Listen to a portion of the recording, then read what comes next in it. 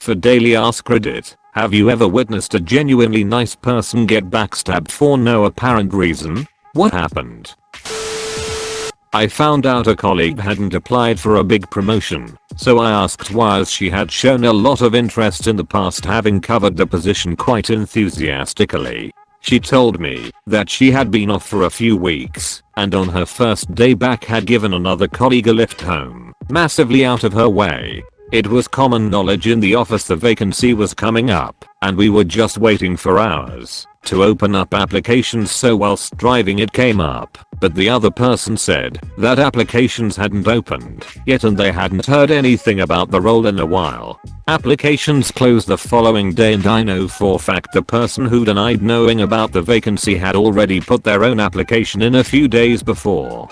My colleague missed out on the role, and we all learned there was a snake in the office. What's worse is the petty asshole never stood a chance of even getting an interview for the role, because she was known as lazy and quite argumentative. George, nice guy at a hardware store I used to shop at. He liked being busy and wasn't a big talker, so while the rest of the people at the store were standing around gossiping or on their phones, George would be straightening shelves, sweeping, etc. He was also very good about explaining DIY stuff to folks and was always helpful in pointing out the safest way to do something or giving you tips to save money. He worked there over 20 years and was the first guy fired in the recession because the manager thought George was too nice to resent being fired. George went to work at competitor in the next town, and once word got out that George was over there, half of the store's business followed him.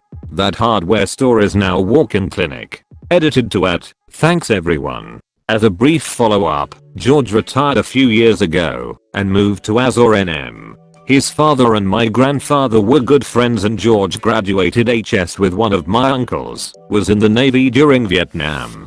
I actually didn't know George knew my family until my uncle's funeral in 2014, the last time I saw him. That's when I found out that that really nice guy who used to work at the hardware store knew most of my mom's family. My grandfather bought a riding lawnmower from George in 1985, a lawnmower that is still being used.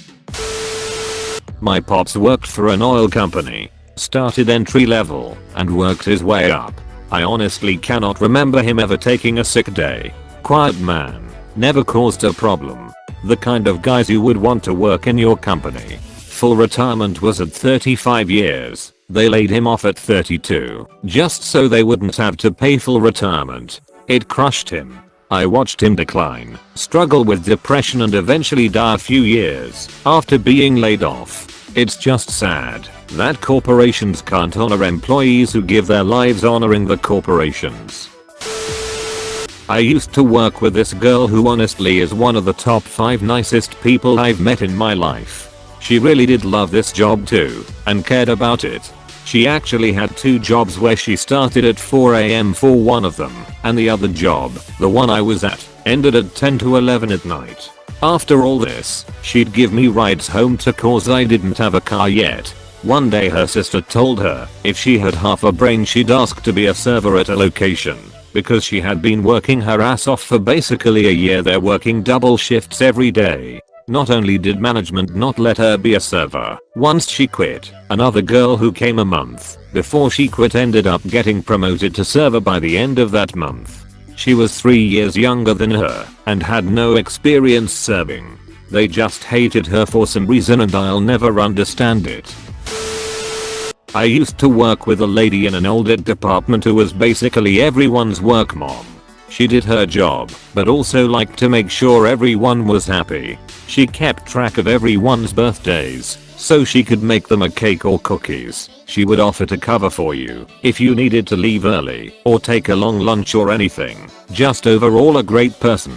Well, she was also one of the oldest, in tenure, not age, employees at the company, and knew the CEO and most of the managers well. At one point there was an opening for a manager in a department she used to work in. Before moving to it, we all told her to go for it. The CEO herself even suggested that she go for it. So everyone assumed she was a shoo-in, and that the interview was just a formality. So, after the interview, they give the job to someone else. My coworker feels really hurt and betrayed because why would the CEO push her to apply and then not hire her for the position? Months go by and the role is vacant again. Restructuring. The new manager got shuffled somewhere else. And again the CEO and some of the managers of other departments tell my coworker to apply. She is reluctant, but eventually she does. And they do it to her again. At that point she took it personally and felt like she did something wrong or wasn't a good employee or something. It killed me to see that shitty company break her spirit like that. Becky, if you somehow read this, you're the best and way better than that place deserves. There was this girl in high school who was probably the kindest person I have ever met. During a football game, she would always have 200 or so cupcakes to pass out. All types of different flavors and designs on them and everyone loved them. Well, a group of girls didn't like the attention she was getting at all and asked to help pass out the cupcakes to help. Instead they took the cupcakes and caked them quite literally on the girl's new car. It was everywhere. The windows, the exhaust, the wheels, and a back window was also open a bit so anything they didn't smear on the car was shoved into that window. I felt terrible seeing the car afterwards and only one of the girls took the blame for it and didn't even end up getting into too much trouble. Sorry about your cupcakes, Hannah. Update. Hello. Everyone asking for an update on Hannah. I don't have one. She seems to live a perfectly normal happy life with 2 kids. And no, she's not a baker, although that would be a great way to end the story. A woman I taught with, Mary, who was the sweetest, most helpful patient special ed teacher I have ever met, finished her degree and she and I started teaching the same year. She worked miracles with kids everyone else just gave up on. The principal was new to the school and let her go through 2 years of new teacher probation and let her think she was getting a continuing contract. He ousted her because he had final say on non-renewal, and because she was probationary, he didn't have to provide justification.